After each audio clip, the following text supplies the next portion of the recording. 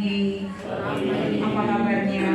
Saya berkati kamu diberkati kita semua juga. Mari berikan kemuliaan yang mulia buat Allah kita. Haleluya. Dari hari ini kembali kita datang kepada Tuhan. Kita mau satukan hati kita di dalam doa. Pagi hari ini kembali kami datang kepadamu. Kami menaikkan setiap doa ucapan syukur kami kepadamu.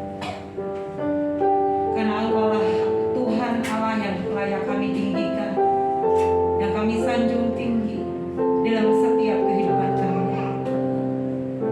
Engkau Tuhan Allah yang hidup bagi kami. Pagi hari ini kami membawa setiap hati kami ke dalam tangan. Kami merindukan hadirat-Mu. Kami merindukan jamahan terjadi atas setiap kehidupan kami. Hidup kami dipulihkan, semakin hari semakin disempurnakan dalam Engkau. Dan pagi hari kami berdoa buat setiap umat-Mu yang belum datang di tempat ini, yang masih dalam perjalanan. Biarlah tangan kasih-Mu menuntun mereka sampai tempat ini dengan selamat, tak kurang satu apapun. Kami menyerahkan ibadah kami pagi hari ini dalam tangan kuasa. Terima kasih Tuhan Yesus, terima kasih. Di dalam nama Tuhan Yesus Kristus kami berdoa dan mengucap syukur. Haleluya. Amin. Mari pagi hari ini kembali kita membawa hati kita kepada Tuhan. Biarlah kita merasakan jamahan dan kasih Tuhan atas setiap kehidupan kita. Haleluya. Mari bawa hatimu Bapak Ibu. Mari bawa hatimu kepada Tuhan pagi hari ini. Haleluya.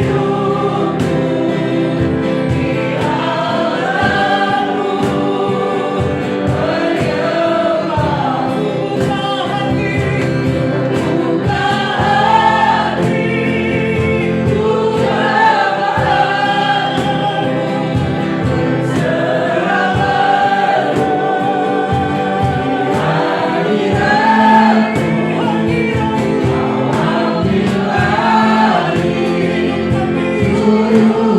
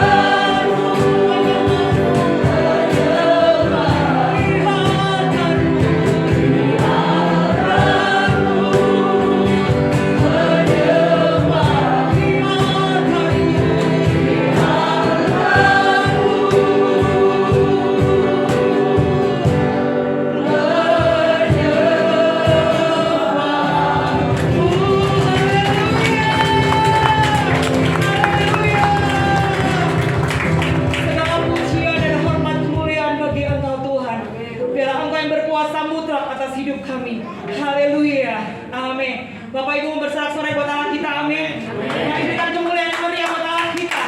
Bersama Yesus kita lakukan perkara yang besar, amin. Haleluya. Mari berikan senyummu kanan kiri dan katakan kita punya Tuhan Allah yang hebat, Allah yang ajaib. Haleluya. Bersama Yesus lakukan perkara besar, bersama Yesus tidak ada yang suka, bersama Yesus ada jalan keluar untuk masalahmu, untuk masalahku, untuk masalah kita semua.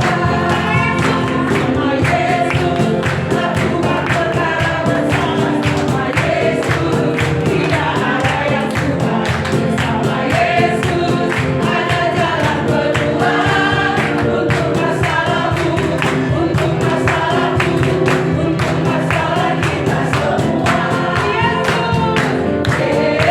Yesus ada domba Allah, juru selamat umat manusia. Yesus hari yang ajaib, Dia menyembuhkan, Dia menguduskan, Dia membenarkan, Dia Raja segala raja. Bersama Yesus lakukan perkara besar. Haleluya. Tidak ada yang suka, bersama Yesus ada jalan keluar untuk masalahmu, untuk masalahmu, untuk masalah kita semua. Yesus ada domba Allah, juru selamat umat manusia. Yesus David yang ajaib, Dia menyembuhkan, Dia menguduskan, Dia membenarkan, Dia Raja segala raja. Yesus akan perkara yang besar, amin. Amin Bapak Ibu. Dia mengatakan untuk masalahmu, mari kita tengok saudara kanan kiri kita untuk menguatkan mereka bahwa bersama Yesus kita lakukan perkara yang besar, amin. Berikan kemuliaan sekali lagi buat Allah kita. Bersama Yesus lakukan perkara yang besar. Haleluya. Mari Bapak Ibu bersama-sama buat Allah kita. Amin. Bersama Yesus lakukan perkara besar. Bersama Yesus tidak ada yang suka, bersama Yesus ada jalan keluar untuk masalahmu, untuk masalahku, untuk masalah kita semua.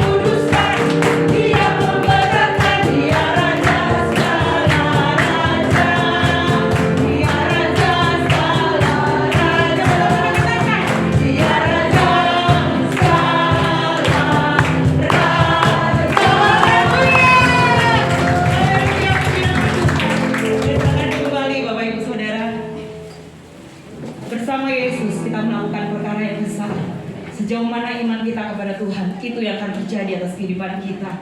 Kita perlu pertolongan Tuhan, dan kita tidak mampu berjalan sendiri. Haleluya. Mari pagi hari ini bawa hatimu kembali dan katakan, Tuhan, Saya tidak bisa jalan sendiri. Saya perlu tuntunanmu. Saya perlu perlindunganmu. Saya perlu Tuhan hikmatmu dalam hidup kami. Dan bila firmanmu dan bila sinarmu itulah yang menerangi setiap hidup kami.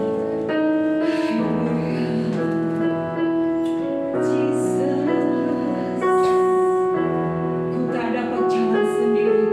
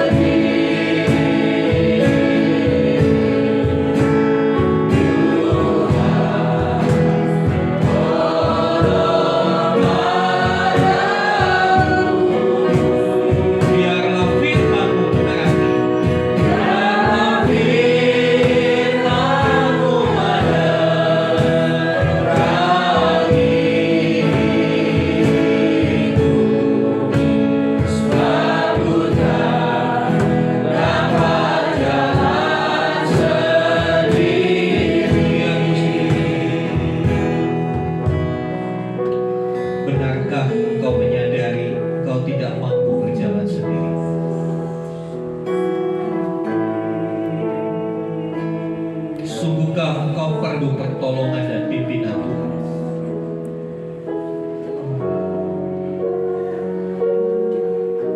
Bukankah seringkali kita merasa mampu?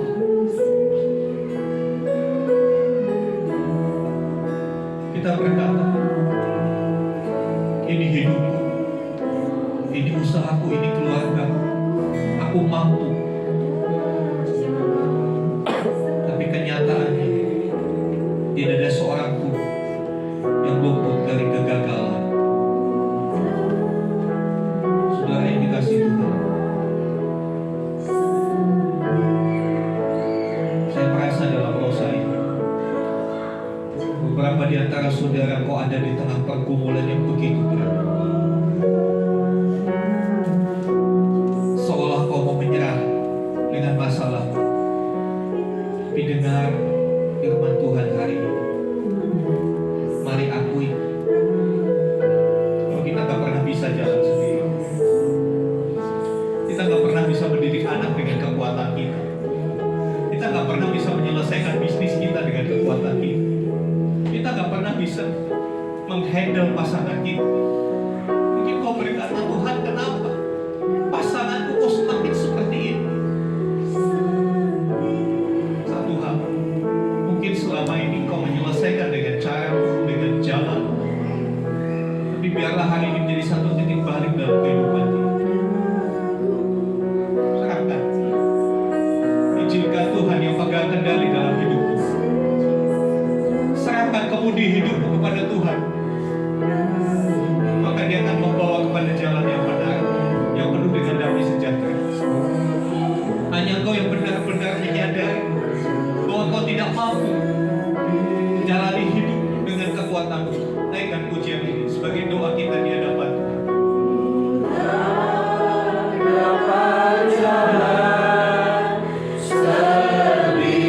Yang ini menjadi pengakuan kita di hadapan Tuhan. Aku gak mampu Tuhan, aku terbatas, aku penuh kelemahan ya Tuhan. Biarlah firman-Mu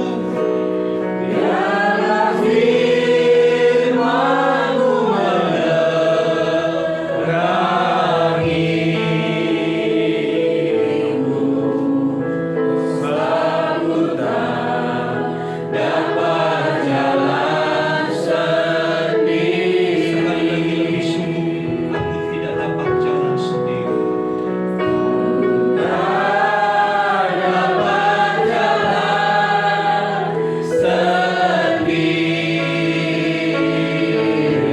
Katakan, Tuhan tolong. Firman-Nya berkata, siapa yang berseru kepada Tuhan akan diselamatkan. Haleluya. Biarlah firman-Mu menerangi, aku tak dapat jalan sendiri.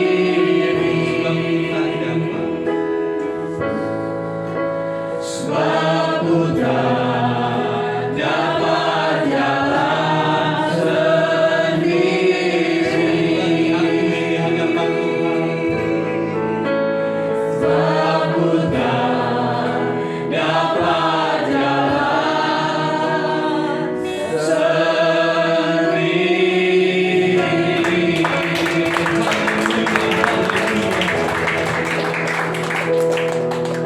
Ini pengakuan kami umat. Kami terlalu naif, kami terlalu arogan, kami terlalu sok pintar, kami merasa diri kami kuat, kami merasa kami mampu. Tapi Roh Kudus hari ini bekerja di hati setiap kami. Kami sadar kami terbatas, kami sadar kami gak ada apa-apanya. Ampuni kami atas setiap kegagalan kami Tuhan. Pagi siang hari ini umat-Mu berseru kepadamu, Tuhan tolong kami, Tuhan tolong kami. Karena kami percaya firman-Mu berkata, siapa yang berseru kepada nama Tuhan akan diselamatkan. Kami berseru kepadamu ya Tuhan. Kami percaya tangan Tuhan tidak kurang panjang untuk menolong kami. Telinga Tuhan tidak kurang tajam untuk mendengar setiap cerita doa kami. Terima kasih Tuhan. Biarlah kami berjanji, kami selalu hidup dalam pimpinan Tuhan, berjalan di dalam rencana Tuhan. Pagi siang hari ini kami mau letakkan setiap rencana kami, ambisi kami, cita-cita kami di bawah kaki Tuhan. Kami mau menyesuaikan itu dengan kehendak Tuhan, karena kami tahu kehendak Tuhanlah yang terbaik, yang sempurna untuk hidup kami. Terima kasih Tuhan. Sekarang biarlah firman-Mu menerangi kami, menerangi jalan-jalan kami. Buka mata hati kami, untuk kami bisa mengerti. Buka telinga, untuk kami boleh mendengarkan perkataan-perkataan Tuhan. Karena perkataan-perkataan Tuhan itu adalah kebenaran dan kehidupan. Terima kasih Tuhan. Berbicaralah, karena kami umat-Mu siap mendengar. Di dalam nama Tuhan Yesus kami berdoa. Haleluya. Amin. Amin. Silakan duduk saudara yang dikasih Tuhan. Terima kasih untuk presentasi. Saudara yang dikasih Tuhan. Ya, pujian ini saya kira harus kita nyanyikan mungkin seminggu sekali begitu ya, supaya kita disadarkan bahwa sesungguhnya kita tidak dapat jalan sendiri. Amin. Ya, jangan salah. Ya, pujian itu berkata kuda dapat jalan sendiri, bukan kuda dapat jalan sendiri. Kalau kuda memang dapat jalan sendiri ya. Aku ini loh tidak dapat jalan sendiri. Jangan dikasih Tuhan.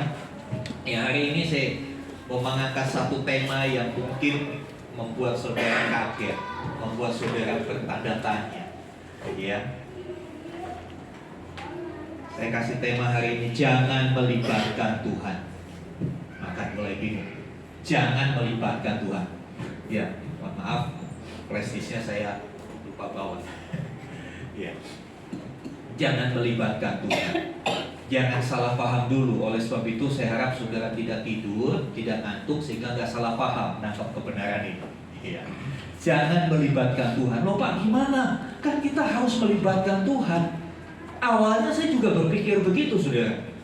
Tapi setelah saya banyak merenung, ya, saudara tahu sejak awal tahun sampai hari ini aktivitas saya banyak di rumah dan saya banyak merenung, banyak bersama dengan Tuhan, banyak mendengar suara Tuhan. Saya belajar melihat Tuhan dengan mata hati, mata batinnya saya. Dan di situ saya disadarkan, selama ini saya salah. Selama ini saya melibatkan Tuhan. Dan seharusnya tidak demikian. Saudara dikasih Tuhan, kita lihat dulu satu kisah. 1 Samuel 4 ayat 1 sampai 22. 1 Samuel 4 ayat 1 sampai 22. Ya. 1 Samuel 4 ayat 1 sampai 22. Ya, kita akan membaca bagian Alkitab ini walaupun cukup panjang, ya. 1 Samuel 4 ayat yang ke 1 sampai 22. Israel maju berperang melawan orang Filistin dan berkemah dekat Eben Ezer, sedang orang Filistin berkemah di Afek. Orang Filistin mengatur barisannya berhadapan dengan orang Israel. Ketika pertempuran menghebat, terpukullah kalah orang Israel oleh orang Filistin yang menewaskan kira-kira 4.000 orang di medan pertempuran itu. Ketika tentara itu kembali ke perkemahan, berkatalah para tua-tua Israel, "Mengapa Tuhan membuat kita terpukul kalah oleh orang Filistin pada hari ini? Marilah kita mengambil dari Silo tabut perjanjian Tuhan, supaya Ia datang ke tengah-tengah kita dan melepaskan kita dari tangan musuh kita." Kemudian bangsa itu menyuruh orang ke Silo. Lalu mereka mengangkat dari sana tabut perjanjian Tuhan semesta alam yang bersemayam di atas para kerub. Kedua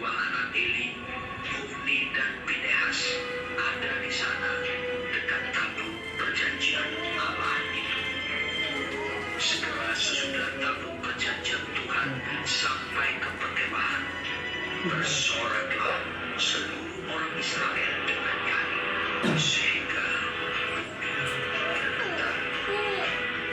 Dan orang Filistia mendengar bunyi sorak itu, berkata, apakah bunyi sorak yang nyaring di perkemahan orang Ibrani itu? Ketika diketahui mereka bahwa tabut Tuhan telah sampai ke perkemahan itu, gentarlah orang Filistia, sebab kata mereka, Allah mereka telah datang ke perkemahan itu. Dan mereka berkata, celakalah kita, sebab seperti itu belum pernah terjadi dahulu. Celakalah kita, siapakah yang menolong kita dari tangan Allah yang maha dahsyat ini? Inilah juga Allah yang menghajar orang Mesir dengan berbagai-bagai tulah di padang gurun.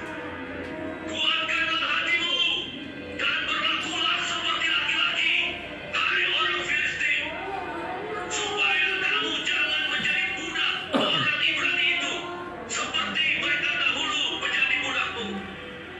Berlakulah seperti laki-laki dan berperanglah. Lalu berperanglah orang Filistin, sehingga orang Israel terpukul kalah. Mereka melarikan diri masing-masing ke kemahnya. Amatlah besar kekalahan itu.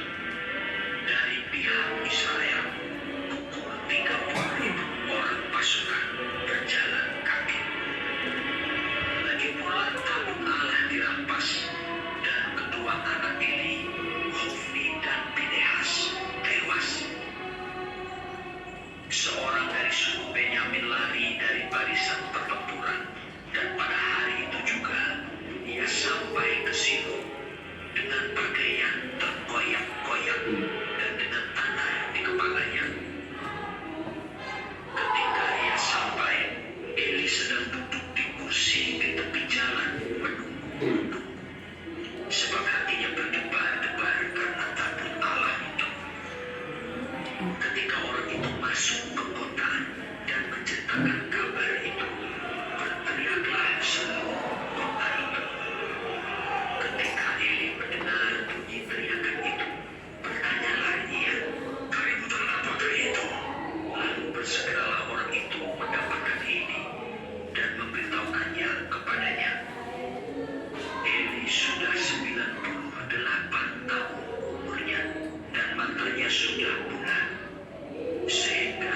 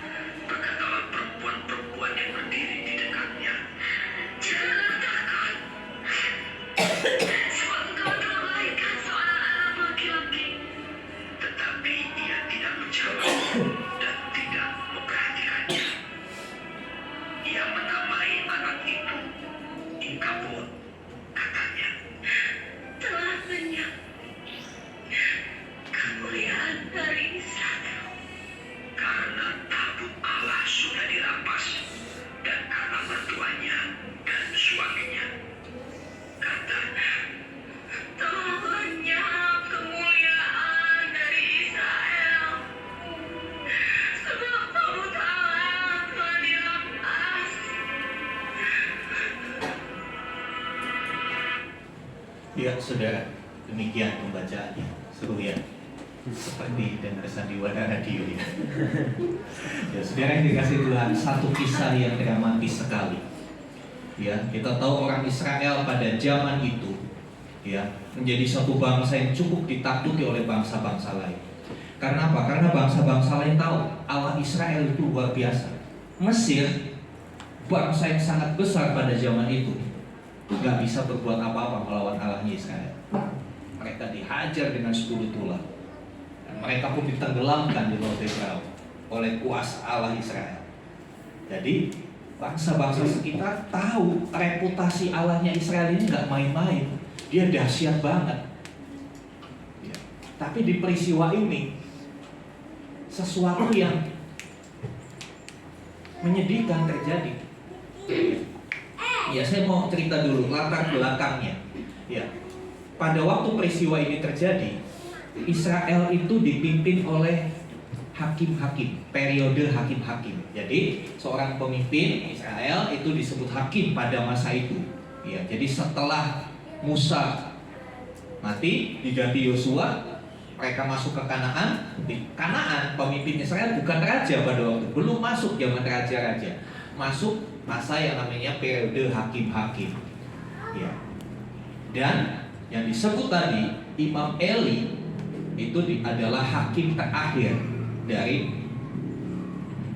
pada waktu peristiwa itu, hakimnya Imam Eli. Nah, pada masa Imam Eli ini terjadi ya kondisi yang menyedihkan, dan di masa hakim-hakim pun secara umum ya orang Israel itu up and down dengan Tuhannya. Imannya itu naik turun ya.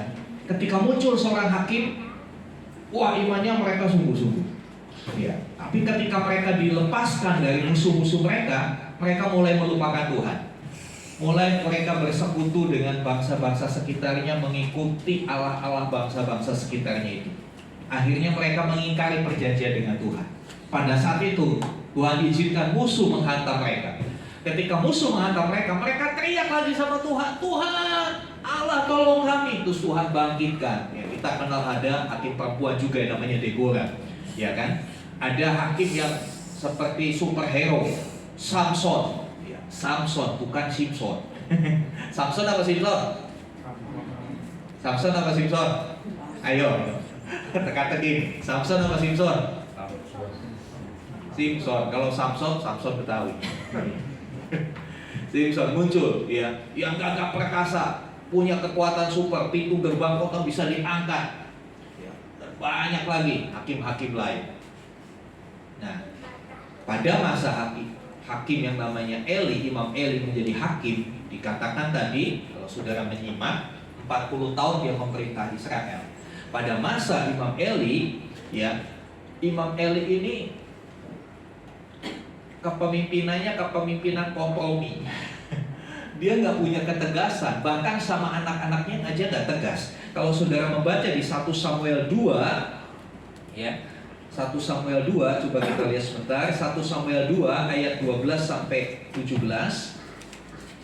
1 Samuel 2. Tolong Pak Didi boleh bantu bacakan. 1 Samuel 2 ayat 12 sampai 17. Adapun anak-anak lelaki Eli adalah orang-orang yang bersila. Mereka tidak mengindahkan Tuhan ataupun batas hak para imam terhadap bangsa itu. Setiap kali seseorang mempersembahkan korban sembelihan, sementara daging itu dimasak, datanglah bujang imam membawa garpu bergigi 3 di tangannya, dan dicucukkannya ke dalam bejana atau ke dalam kuali atau ke dalam belanga atau ke dalam riuk. Segala yang ditarik dengan garpu itu ke atas diambil imam itu untuk dirinya sendiri. Demikianlah mereka memperlakukan semua orang Israel yang datang ke sana, ke Silo. Bahkan sebelum lemaknya dibakar, bujang imam itu datang, lalu berkata kepada orang yang mempersembahkan korban itu, berikanlah daging kepada imam untuk dipanggang, sebab ia tidak mau menerima daripadamu daging yang dimasak, hanya yang mentah saja.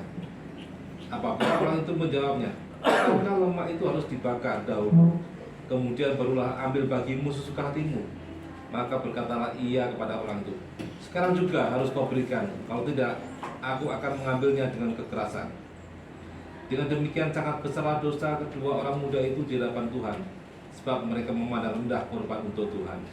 Ya, inilah salah satu kelakuan anak-anak Imam Eli. Ya. Mereka serakah. Ya, pada waktu itu ibadah Israel ditandai dengan banyak korban, dan korban itu harus dibakar. Harusan setelah lemaknya terbakar itu jadi bagian imam, dagingnya boleh dimakan. Boleh, bukan nggak boleh, itu hak imam. Tetapi anak-anak Imam Eli ini nggak sabaran. Ya, dia potong kompas. Belum selesai aturannya, jadi dia melangkahi prosedur akan sebuah korban bakaran. Jadi masih mentah, suruh bujangnya, suruh pembantunya cocok. Lalu dia tegur sama yang mempersembahkan korban, kan itu kan belum sah, belum boleh diambil. Nanti aku ambil paksa loh. Wah, dengan kekerasan seperti itu. Sehingga dikatakan, ya, mereka disebut orang dursila, tidak mengindahkan Tuhan. Ya, satu ayat lagi. 1 Samuel 3:13. 1 Samuel 3:13.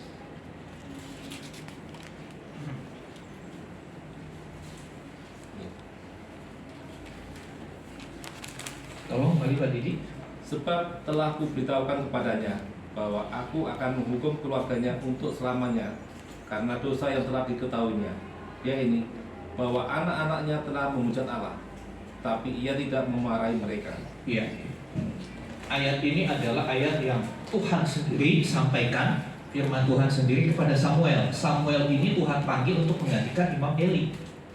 Tuhan bilang, aku akan menghukum keluarganya. Kenapa? Karena dosa yang telah diketahuinya. Dia tahu dosa, tapi dia nggak berbuat apa-apa dengan dosa itu. Ada pembiaran terhadap dosa. Inilah salah satu ciri kepemimpinan Imam Eli, pembiaran atas dosa. Bahkan dosa anak-anaknya pun dibiarkan. Dia tahu anaknya berlaku gitu, tapi dia dikatakan, tetapi ia tidak memarahi mereka. Ini catatan buat kita, orang-orang tua. Kalau anak kita salah, kita nggak marahi, kita nggak didik, kita berdosa pada Tuhan, saudara. Itu namanya membiarkan. Jangan kita berkata, nanti masih kecil nggak apa-apa, ntar juga dia tahu sendiri. Ya nggak apakah bisa tahu kalau nggak dikasih tahu, kan begitu sih. Kadang-kala dunia saya melihat di lingkungan saya ada, bu anaknya biarin aja, namanya masih kecil, ntar juga udah gede tahu sendiri. Udah gede tahu sendiri, tahu akan kejahatannya dan makin jahat nantinya, saudara. Saudara, ini gambaran Israel pada masa itu. Jadi kehidupan rohani mereka kacau, kehidupan mereka melanggar firman Tuhan. Ya, saudara, Israel hidup tanpa pimpinan Tuhan, walaupun ada pemimpin, tapi pemimpinnya hanya mementingkan dirinya sendiri. Tadi yang dibacakan oleh Alkitab Suara itu, saya pakai Alkitab Suara. Selama ini saya baca Alkitabnya pakai Alkitab Suara, pakai audio. Enak kan, seperti drama gitu, lebih ada kesannya gitu, dan anti ngantuk biasanya kalau begitu. Ya kan, kalau kita baca ayat sendiri kadang-kadang ngantuk. Nah, itu namanya menggunakan teknologi dengan benar, ya, dengan benar. Ya, dan saudara dikasih Tuhan. Tadi kita dengar Imam Eli begitu dengar Israel kalah, tabutnya dirampas, dia ngeblak ke belakang. Ngeblak bukan dilawat Roh Kudus ya, ngeblak karena kaget, sampai dikatakan dia mati, lehernya patah karena dia.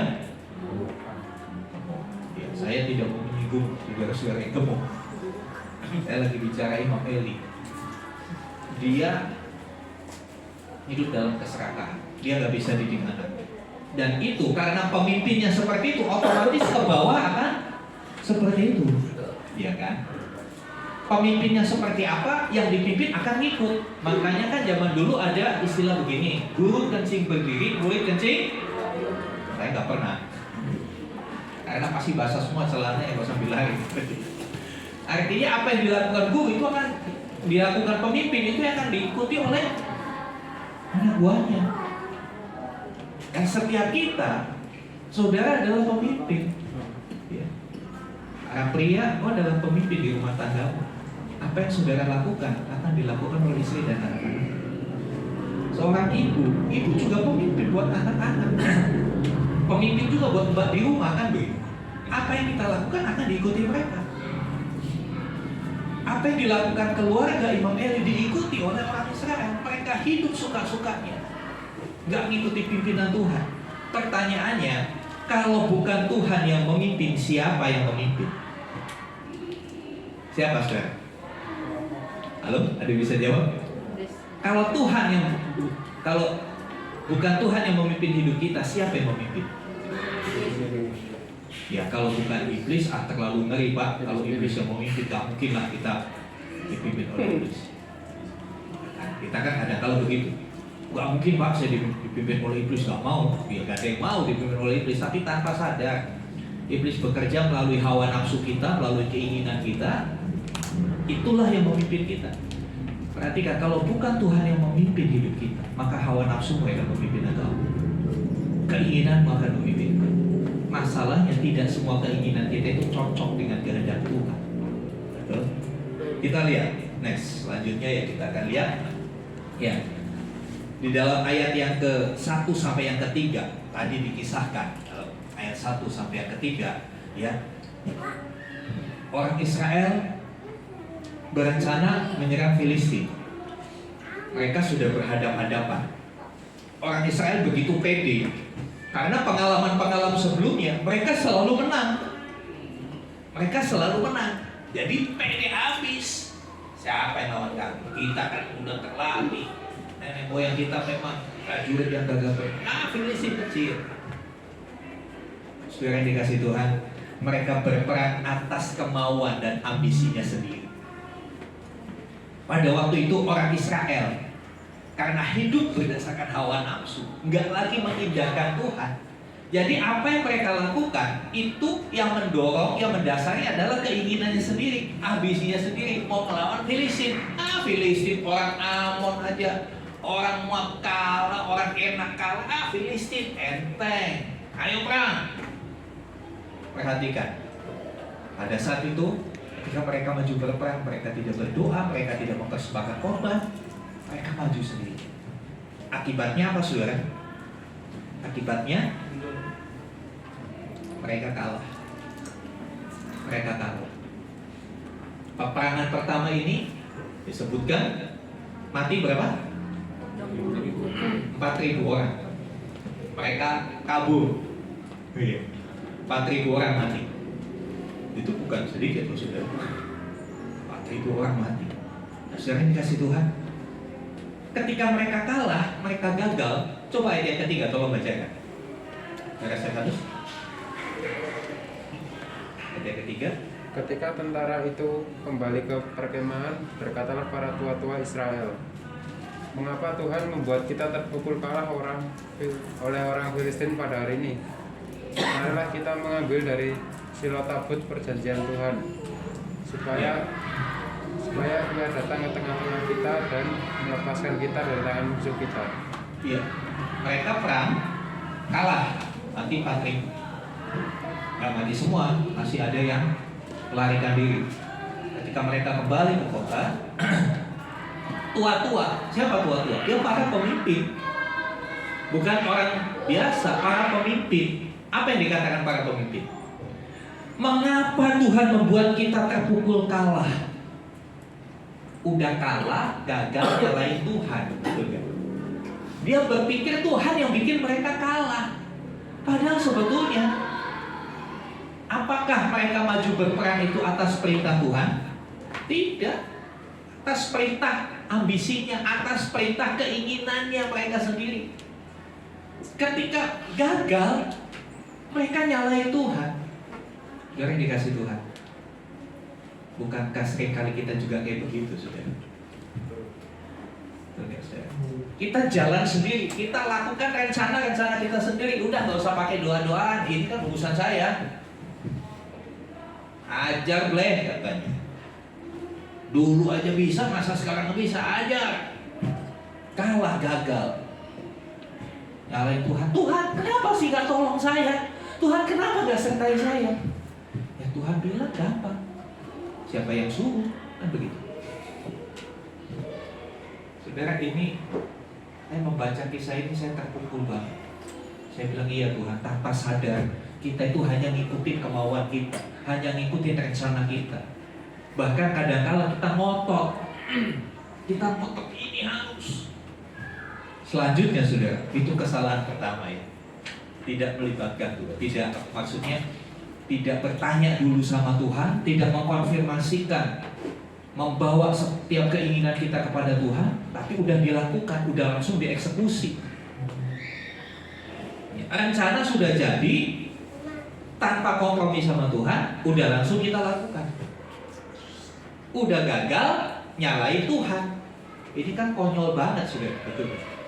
Ini kan konyol banget. Ya itulah manusia dalam kebodohan. Yang selanjutnya saudara, kesalahan berikutnya ayat 3 bagian B dikatakan para tua-tua bilang, mengapa Tuhan membuat kita terpukul kalah?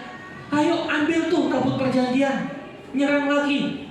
Ayo ambil tuh tabut perjanjian. Ya, kesalahan yang selanjutnya adalah mereka melibatkan Tuhan untuk ambisinya. Mereka melibatkan Tuhan untuk ambisinya. Perhatikan kata melibatkan. Kalau saya melibatkan Tuhan, yang pegang peran siapa? Tuhan apa saya? Contoh, saya mau ngangkat ini nih, saya mau ngangkat ini dulu nih. Saya melibatkan Pak Didi, tolong Pak Didi. Ya terlibat kan? Saya tanya, rencananya siapa? Rencana Pak Didi, rencana saya? Rencana saya, betul? Tapi Pak Didi saya tarik untuk terlibat supaya rencana saya jadi. Kadang-kala kita bikin gitu sama Tuhan. Benar apa betul? Kita udah punya setting, kita udah punya rencana, kita udah punya keinginan kuat. Saking kuatnya jadi ambisi. Lalu kita tarik, ayo Tuhan, ayo bantuin, ayo bantuin. Tanpa kita bertanya apakah rencana saya ini sesuai dengan kehendak. Itulah yang dilakukan orang Israel. Ya. Tabut Allah mau dihadirkan. Mungkin saudara bertanya, apa sih tabut Allah? Tabut Allah adalah satu peti yang dilapis emas, yang di dalamnya ada 2 loh batu berisi 10 perintah Tuhan, tongkat Harun, dan 1 buli-buli mana, roti yang Tuhan kirim dari surga. Tabut perjanjian Tuhan pada waktu itu adalah lambang kehadiran Tuhan Allah di tengah-tengah umatnya. Lambang kehadiran Tuhan, representatif dari Tuhan di tengah-tengah umatnya. Jadi saudara, kalau kita melihat perjanjian lama, ya, next nanti, ya, saya rindu sekali di gereja kita ada pelajaran teologi praktis supaya kita tahu Alkitab kita itu isinya apa aja dan bagaimana, setebal itu apa aja. Next kita akan programkan. Saudara, ketika orang Israel keluar dari tanah Mesir, Tuhan awalnya memimpin mereka lewat tiang awan dan tiang api. Ketika tiang awan pada waktu siang, tiang awan, sehingga mereka mendapat perteduhan di tengah padang gurun yang begitu terik. Ada tiang awan yang meneduhi mereka hingga mereka tidak terbakar habis oleh matahari. Tapi iklimnya di padang gurun kalau malam itu dingin sekali. Makanya kalau malam tiang awan itu berubah jadi tiang api. Keren banget Tuhan kita sekarang. Itu mereka berjalan. Ketika tiang awan atau tiang api berjalan, Israel berjalan. Kalau tiang awan atau tiang api berhenti di satu tempat, mereka pasang tenda, berkemah di situ. Awalnya seperti itu. Sampai pada satu titik, sebetulnya kalau saudara mengikuti pembacaan kitab Bilangan, saudara sampai kepada apa yang saya ceritakan. Kalau saudara mengikuti bacaan tahunan. Saya tidak mau menghakimi, tapi entah berapa yang mengikuti bacaan tahunan, atau cuma sekedar amin aja. Saudara dikasih Tuhan. Sampai di satu titik di kaki Gunung Sinai, ketika Tuhan memanggil Musa naik ke Gunung Sinai. Di sana Tuhan berhadap-hadapan seperti seorang berbicara kepada temannya, berbicara kepada Musa di atas gunung 40 hari 40 malam. Ketika Musa naik, orang Israel heboh. Musa kemana nih, gak turun-turun? Ya. Musa kemana nih, gak turun-turun? Ya. Kalau saudara Saya tinggal gitu 40 hari 40 malam gak ada kabar, gak ada berita, di WA gak bisa, di telepon gak bisa. Mana nih Pak Umar gak datang-datang? Wah jangan-jangan udah dibawa Tuhan. Wah jangan-jangan udah innalillahi. Seperti itu pemikiran orang Israel. Kalau akhirnya bagaimana ini? Mana Allah yang bikin kita? Musa aja gak ada. Ya udah kita bikin Allah. Loh inilah konyolnya pemikiran manusia. Allah kok dibikin? Ayo kumpulkan emas. Wah, ating-ating semua dikumpulkan, dilebur, dicetak. Jadi patung anak lembu emas, dari emas. Wah, mereka nyembah, inilah Allah kita yang membawa kita keluar dari tanah Mesir. Inilah Allah kita yang memimpin kita selama di perjalanan ini. Mau muji-muji anak lembu, padahal mereka yang bikin. Mereka membutuhkan presentasi. Mereka membutuhkan bukti nyata kehadiran Allah. Mana sih Allah kok nggak ada, nggak kelihatan. Musa yang biasa ngasih petunjuk kita nggak ada juga, nggak turun-turun di gunung. Udah kita bikin. Allah berkata kepada Musa, cepat turun. Allah berkata kepada Musa, cepat turun. Umat yang kau pimpin berlaku busuk di hadapanku. Sampai Tuhan marah. Aku akan habiskan mereka, bukan musnahkan mereka. Aku akan hapus mereka, nama mereka dari kolong langit ini. Wah, murka banget. Begitu Musa turun bawa 2 loh batu di atas, dia bilang, masa iya sih? Musa berpikir begitu. Begitu turun, lihat seperti itu, Musa pun jadi naik darah. 2 loh batu yang itu ditulis oleh tangan Allah sendiri dipecahkan di depan orang Israel. Lalu akhirnya Musa marah kepada bangsa itu. Kemudian dari titik situlah Tuhan berkata, oke, aku akan hadir di tengah-tengah umatku. Aku akan tinggal bersama-sama dengan umatku. Dan bukti kehadiranku, buatlah tabut. Buatlah seperti peti yang isinya 10. Tuhan itu 2 loh batu ditaruh di situ. Jadi tabut itu sebetulnya bukan jimat, bukan berhala, tapi simbol. Sama seperti di dalam dunia kekristenan salib, betul? Buat apa saudara pasang salib di rumahmu? Supaya Dracula nggak masuk? Begini kalau ada Dracula kayak film-film Hollywood? Iya. Bukan itu, salib hanya simbol untuk mengingatkan kita akan korban Kristus. Tapi kadang-kala nggak sadar itu dibikin jimat. Ya. Saya pelayanan di desa di Jawa gitu.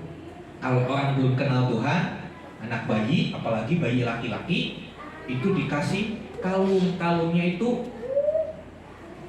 apa namanya, kayak buntelan hitam. Masih ingat ya? Buntelan hitam. Saya tanya kenapa kok dikasih ini? Ibunya bilang supaya nggak dicuri sama kuntilanak. Ini jimat penjaganya. Tapi setelah orang ini percaya Tuhan, pakai kalung juga, tapi bukan buntelan hitam, tak pakai kalung salib. Alasannya sama, supaya gak diganggu setan. Saya mau kasih tahu saudara, setan kagak takut sama salib. Yang takut sama salib itu teman-teman kita dari seberang itu, yang katanya di salib ada jinnya. Nggak tahu maksud saya ya. Salib ini simbol lambang untuk mengingatkan kita bahwa Yesus Kristus sudah mati menjadi pendamaian buat kita. Demikian juga esensi atau makna dari tabut perjanjian, itu tanda kehadiran Allah yang memberikan firman kepada orang Israel. Nah, dalam peristiwa yang kita dengarkan tadi, mereka menyalahartikan, mereka memperlakukan tabut itu kayak jimat. Waduh, kita kalah, kamu kalah, makanya kamu gak bawa tabut sih. Ayo maju lagi perang, kata tua-tua kota. Ayo maju lagi perang, ambil tuh tabut yang ada di Silo, di kota Silo. Ambil tabutnya. Maju perang. Dengan tabut ini pasti menang. Itu kan kayak jimat, saudara. Saya pelayanan di Kalimantan Barat, saudara, saya orang main bola aja pakai jimat loh, saudara. Main bola, jimatnya ditaruh di dalam sepatunya. Katanya supaya kalau menendang itu langsung tembus ke gawang. Dan apa yang dilakukan oleh orang Israel pada waktu itu sama persis yang dilakukan oleh bangsa-bangsa sekitarnya. Kalau mereka maju berperang, patung dewanya itu diarak, dibawa ke depan. Dewanya dibawa, dipikul. Dia tersugesti bahwa itu yang akan membuat mereka jadi lebih kuat. lebih hebat dalam perang. Saudara perhatikan, ketika kita tidak mengizinkan Tuhan memimpin kita, maka konsep-konsep dunia akan memimpin kita. Maka perilaku-perilaku fasik tanpa sadar memimpin kita. Saudara yang dikasih Tuhan, umat Israel mencoba melibatkan Tuhan untuk rencana dan ambisinya mereka. Ya kan, di awal kita lihat, tanpa petunjuk Tuhan, tanpa perintah Tuhan untuk mereka perang, mereka mau-maunya sendiri. Udah kalah, mulai melibatkan Tuhan. Sebetulnya lebih tepat bukan melibatkan, lebih tepat memperalat Tuhan, betul ya? Mereka memperalat Tuhan, menjadikan Tuhan itu kayak alat untuk mencapai keinginannya, alat untuk mencapai kemenangan. Berapa banyak orang Kristen modern melakukan hal yang sama seperti kisah ini, saudara. Demi kepentingannya, demi maunya memperalat Tuhan. Ngomong pakai ayat lagi. Ngomong pakai ayat. Apalagi ada aliran, saya nggak mau sebut, ada kelompok, ada komunitas. Komunitas ngakunya Kristen, tapi kalau apa-apa ngomongnya Tuhan bicara. Pak Didi, Tuhan bicara sama saya loh Pak Didi harus kasih rumah subsidi buat saya 1 gratis. Pakai kata Tuhan bicara, sudah. Saya pernah digituin sama orang, Pak, Tuhan bicara begini-begini. Saya jawabnya gimana, Sir? Sebentar. Tuhan belum ngomong sama saya tuh. Jadi saya belum bisa ikutin yang kamu mau. Tuhan belum ngomong sama saya. Harusnya kalau Tuhan ngomong sama kamu, Tuhan juga ngomong sama saya. Jadi klop, saya bilang begitu. Diam orang ini. Orang seperti ini, saudara tahu, saudara bisa paham. Memperalat Tuhan, pakai nama Tuhan. Betul gak? Ya kan? Nyabot namanya Tuhan untuk keinginan sendiri. Banyak hamba Tuhan seperti itu, saudara. Di depan mimbar dia berkata, saudara dikasih Tuhan. Tuhan berbicara sama saya harus punya mobil untuk mendukung pelayanan saya. Jadi Tuhan bicara, saudara harus belikan saya mobil. Saudara lihat, Tuhan dibawa-bawa, betul nggak? Tuhan dibawa-bawa supaya orang kalau udah dengar Tuhan itu takut, betul nggak? Wah ini Tuhan, kalau nggak diikuti, wah saya bisa kena tulah.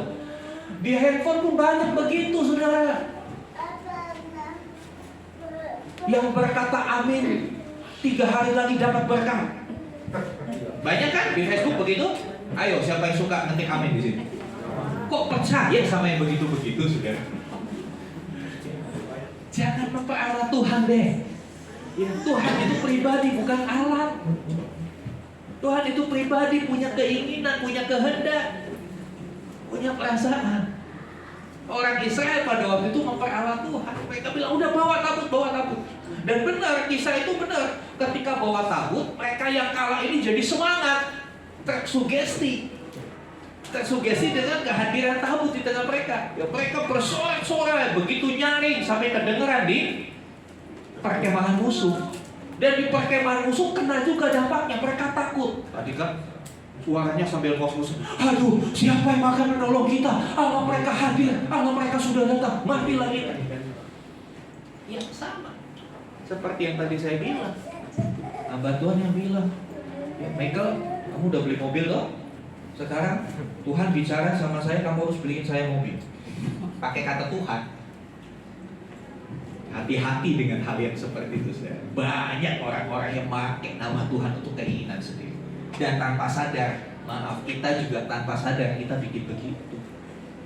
Tanpa sadar kita punya keinginan, kita maksa Tuhan untuk menyetujui keinginan dan rencana kita. Udah gitu pakai alasan, ini Tuhan yang ngomong sama saya. Kasih Tuhan. Ya, Israel mencoba memperalat Tuhan. Dan dampaknya memang secara manusia, secara logika, benar juga ya. Ya mungkin mereka berkata ketika tabut datang, tentara Israel yang tadinya lari dari musuh itu kembali semangat, kembali punya power. Musuh gemetar. Wah, ini udah tanda-tanda, udah benar yang kita lakukan. Akhirnya saudara dikasih Tuhan. Kisah itu tadi kita lihat ya. Tabut dibawa maju ke Filistin. Tapi apa yang terjadi? Menang nggak, saudara? Menang nggak? Kalah. Kalahnya lebih besar. Terbunuh berapa? Yang pertama 4.000, yang kedua setelah bawa tabut 30.000. Mereka berkata, loh harusnya kan sudah bawa tabut menang. Orang musuh aja udah ketakutan, kok bisa keadaan jadi berbalik? Ya kan? Harusnya kan menang, ini semangat tentara Israel udah bangkit nih. Udah move on lagi. Wah udah full power. Musuh ketakutan, harusnya kan menang dong. Tapi kenyataannya ketika tabut itu dibawa, kekalahan justru di pihak Israel lebih besar. Yang pertama 4.000, sekarang 30.000, itu berapa kali lipat? Hampir 10 kali lipat. Ya kan, 8 kali lipat. 30.000 mati. Penerusnya Imam Eli, yang digadang-gadang jadi penerusnya Imam Eli, anaknya Hofni dan Pinehas, mati. Itu pada zaman itu Hofni dan Pinehas itu wah punya reputasi yang top, pemimpin yang top. Walaupun kelakuannya kacau, tapi semua orang takut sama dua orang ini. Mati, terbunuh. Saudara yang dikasih Tuhan, ada satu kekalahan yang sangat besar ketika orang Israel sudah memperalat Tuhan, menganggap Tuhan itu kayak jimat. Ya. Saudara yang dikasih Tuhan, bukan hanya itu saja, tabut Allah, tabut Tuhan dirampas oleh orang Filistin. Nah tadinya dibawa ke pertempuran, tujuannya supaya apa? Supaya menang. Malah kejadiannya kebalikannya, Israel lebih banyak yang mati, 30.000. Tabut Allah yang merupakan simbol kekuatan Israel, kejayaan Israel, yang merupakan lambang kemuliaan Israel sebagai bangsa pilihan Tuhan, dirampas oleh musuh. Musuhnya ya gue dapet deh ini nih jimatnya nih yang membuat Israel menang di mana-mana perang. Jimatnya gue udah pegang. Ya, itu Filistin berpikir begitu. Wah, Filistin happy ya. Kami akan jadi bangsa yang lebih kuat dari Israel. Buktinya Israel kalah. Tabut kita kuasai. Nanti saudara baca pasal 5, pasal 6 apa yang Tuhan kerjakan di tengah umat, di tengah orang Filistin. Dihajar sama penyakit orang Filistin. Tabutnya boleh mereka pegang, tabutnya mereka boleh kuasai, tapi Allah tidak bisa dikuasai, karena tabut itu bukan Allah. Tabut itu hanya simboliknya saja, sama seperti salib. Ya. Kalau orang-orang yang membenci kekristenan, orang Kristen ini kekuatannya salib. Yuk kita ambil salibnya dari gereja. Wah, salibnya GBT PPO Community cuma ada di mimbarnya. Udah mimbarnya aja dia dibawa supaya kita jaya. Ini mah nggak apa-apa, saudara, dibawa nggak apa-apa, nggak ngefek. Karena Allah adalah pribadi yang bisa melakukan apapun tanpa benda ini. Amin. Tanpa takut Allah, Allah pun bisa melakukan sesuatu. Dan dihajarnya orang Filistin itu dengan borok. Akhirnya orang Filistin, ya kita borokkan, udah balikin lagi, balikin. Pindah ke kota lain, over ke kota lain, kota itu kena lagi. Pindah lagi, kena lagi, udah balikin lagi, balikin ke Yerusalem, balikin. Tak kita mati semua borokan ini. Zaman dulu belum ada BPJS, jadi borok susah. Terus kan dikasih Tuhan. Saudara lihat, ternyata Tuhan itu bukan benda yang bisa dibuat mainan, tapi Dia akan menyatakan kuasa kemuliaan. Saudara yang dikasih Tuhan, tabut Tuhan dirampas, kembali ke keadaan perkemahan. Gak apa-apa biar di sini. Saya berdoa supaya ke depan dia jadi pendeta. Catat ya hari ini. Jangan dikasih Tuhan. Selanjutnya di perkemahan Israel apa yang terjadi? Ketika mereka kalah, Imam Eli udah gelisah. Aduh, menang gak yang udah tabut dibawa lagi ke sana. Ada apa itu teriak-teriak? Ada apa itu ribut? Satu orang datang, kasih pesan seperti ini. Ada apa? Terus dia bilang, Tuanku, Israel kalah. Terus Imam Eli bilang, anak-anakmu mana? Anak-anakmu mati. Tabut gimana? Tabut dirampas langsung. Ya, langsung Imam Eli mati. Kemudian diceritakan ada satu kisah dramatis. Menantunya Imam Eli lagi hamil 9 bulan.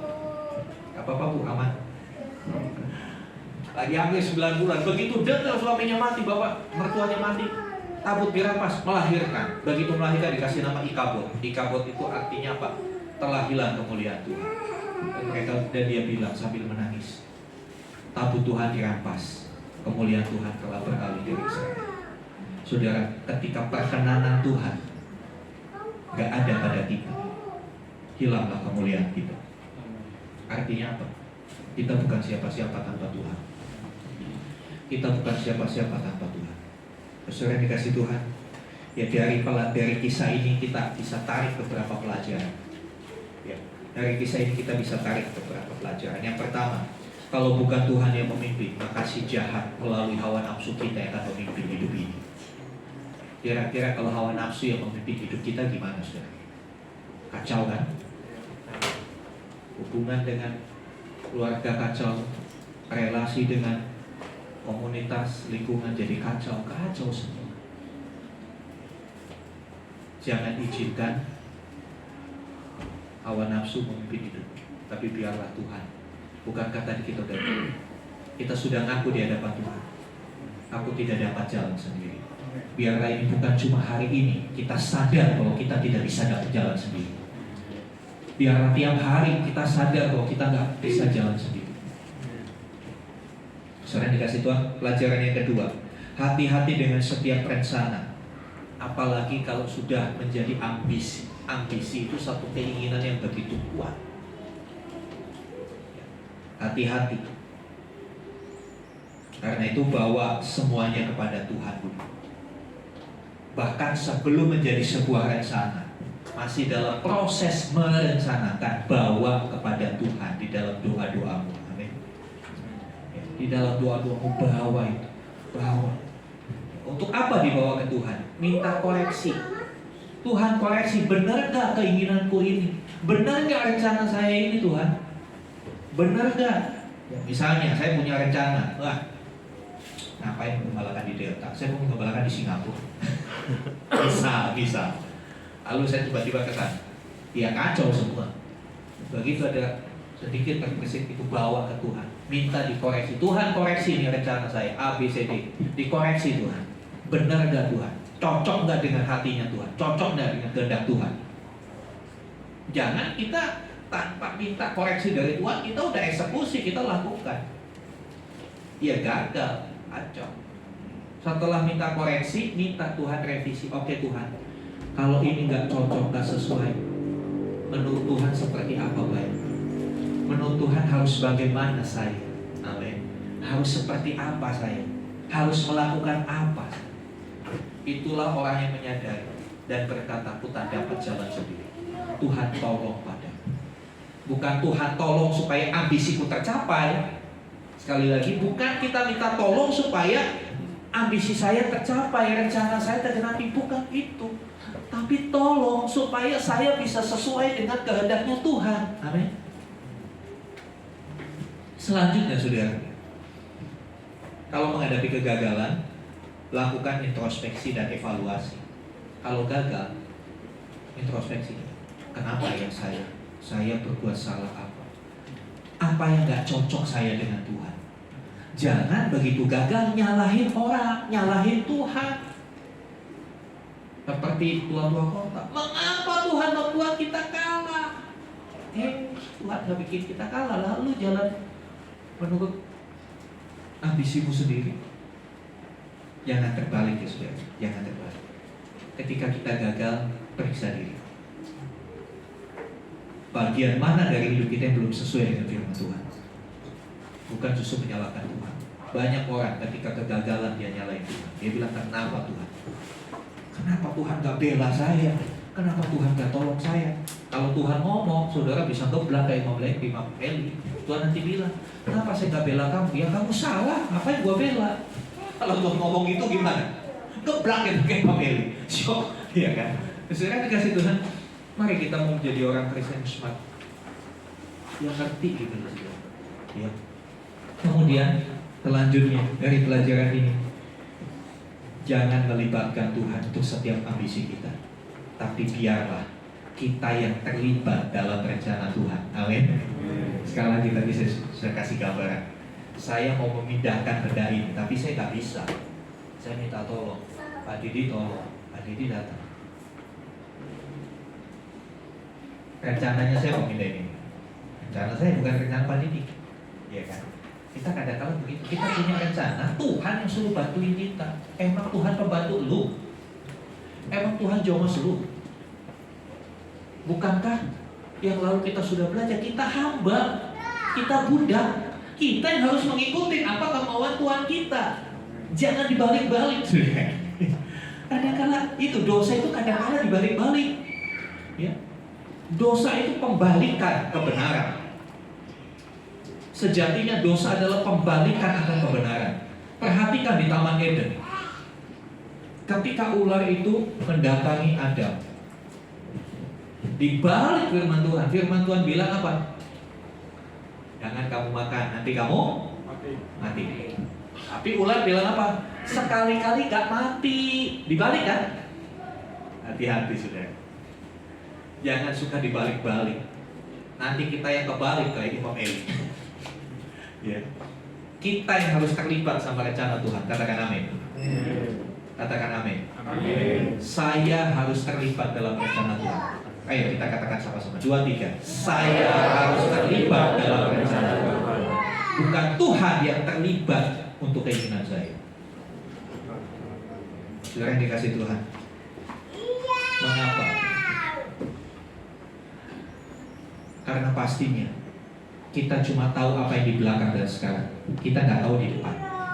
Tapi Tuhan tahu sampai jauh ke depan sana. Makanya kita yang harus ikuti kehendak dan rencananya Tuhan. Kalau saudara membaca kisah ini selanjutnya, nanti di rumah baca, seru banget. Pasal 5, 6, Filistin yang pegang tabut itu dihajar sama burung.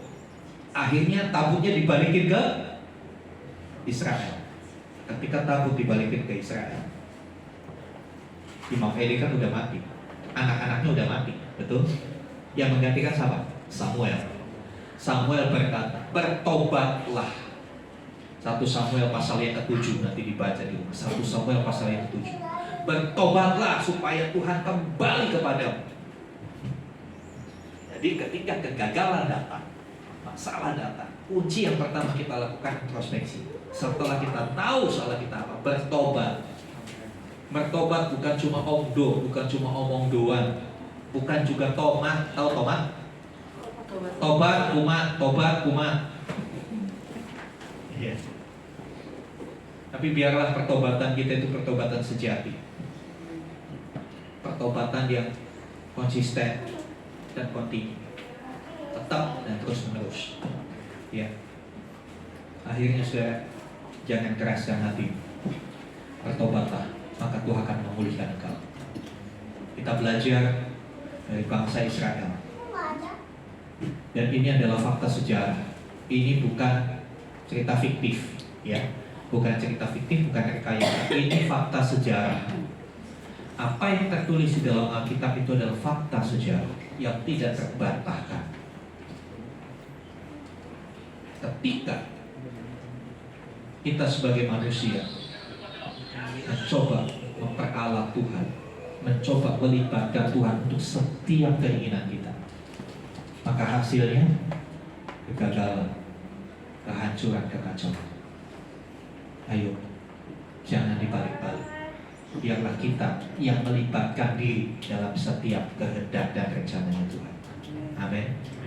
Mari sama-sama kita datang kepada Tuhan. Undang kembali tim Praise and Worship. Ya, jadi saudara udah gak bingung kan kenapa saya bilang jangan melibatkan Tuhan? Ya, karena kita yang harus terlibat dengan Tuhan. Andaikan pujian tadi, Rohmu yang hidup, kita mau minta Tuhan ambil alih hidup kita.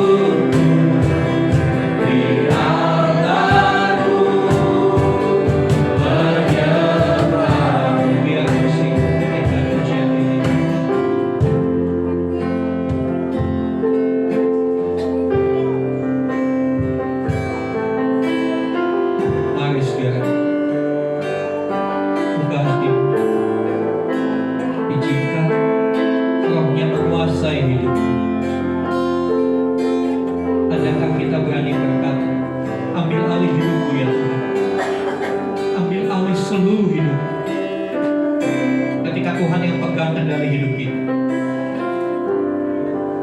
kita akan melihat bagaimana mujizatnya dinyatakan dalam hidup kita. Bagaimana pertolongannya menjadi nyata. Kenapa kadang-kala mujizat itu susah sekali kita alami? Kenapa? Pertolongan Tuhan sepertinya jauh dari kita. Ya karena kita yang masih pegang kendali hidup kita. Dengan segala ambisi-ambisi kita, dengan segudang keinginan kita. Dan yang tentunya banyak dari keinginan itu yang tidak sesuai dengan keinginan Tuhan. Tangan Tuhan tidak kurang panjang untuk menolong kita. Telinganya tidak kurang tajam untuk mendengar teriakan hati kita. Haleluya, haleluya. Ketika kita mengizinkan hidup kita diambil alih oleh Tuhan, maka terobosan rohani akan terjadi. Jangan sampai kita harus gagal lagi seperti orang Israel. Cukup kegagalan pertama, jangan sampai gagal lagi. Dan pada akhirnya iblis yang bertepuk tangan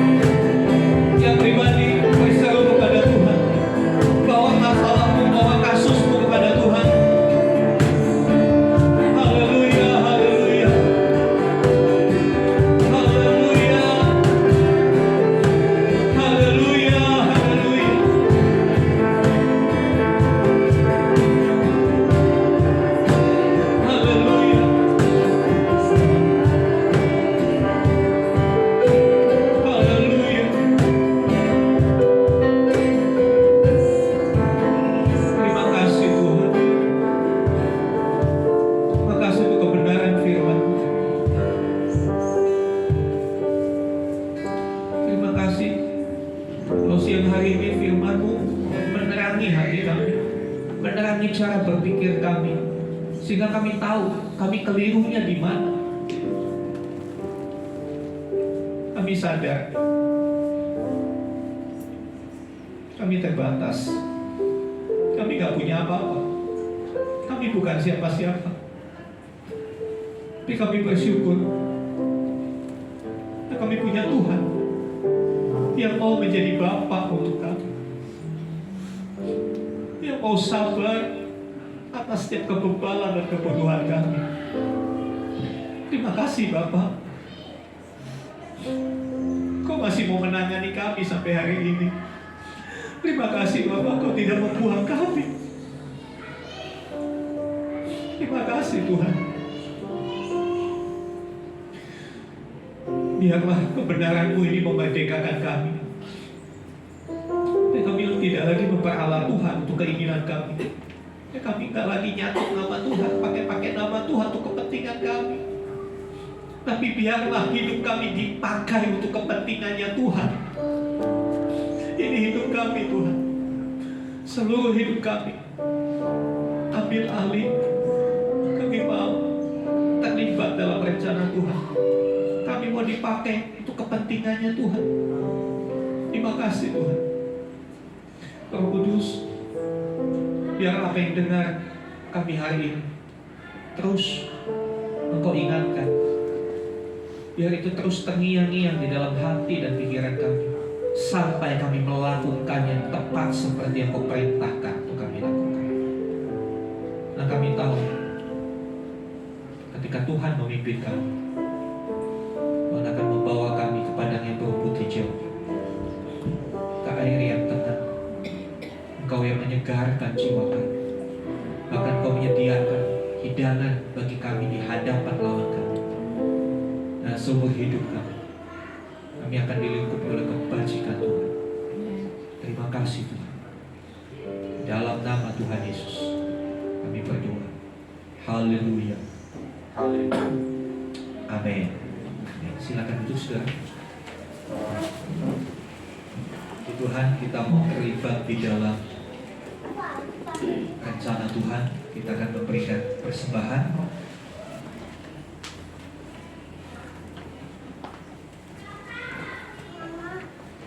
Sebelum kita pulang, maka kita berdoa dulu agar kita diberkati perjalanan. Bapa kami yang bertata di dalam kerajaan surga, kembali kami mengucap syukur Tuhan atas penyertaan-Mu dari pagi, dari mulai kami ibadah sampai pertengahan sampai mengakhiri. Tuhan tetap setia bersama kami untuk memuji dan memuliakan nama Tuhan. Atas puji-pujian kami Tuhan, kami boleh diubahkan. Melalui puji-pujian kami Tuhan, kami boleh dikuatkan Tuhan. Dan juga Tuhan, kami sudah mendengar sebagian dari firman-Mu. Kiranya apa yang kami dengar, biarlah itu bisa kami lakukan dalam kehidupan kami sehari-hari. Dan juga Tuhan, yang firman-Mu yang telah disampaikan oleh hamba-Mu Tuhan, kiranya itu berasal dari-Mu Tuhan. Apapun itu Tuhan, buatlah itu jadi kekuatan dalam hidup kami. Berkati hamba-Mu Tuhan yang telah menyampaikan firman-Mu Tuhan. Cukupkan semua apa yang diperlukan beliau dalam rumah tangganya Tuhan. Dan juga berkati anak-anaknya Tuhan yang baik dalam sekolah, apapun yang anak-anaknya cita-citakan, buat jadi berhasil dan jadi anak yang berguna bagi nusa dan bangsa Tuhan. Dan juga Tuhan, kami tak lupa membawa bangsa kami Tuhan ke dalam tangan.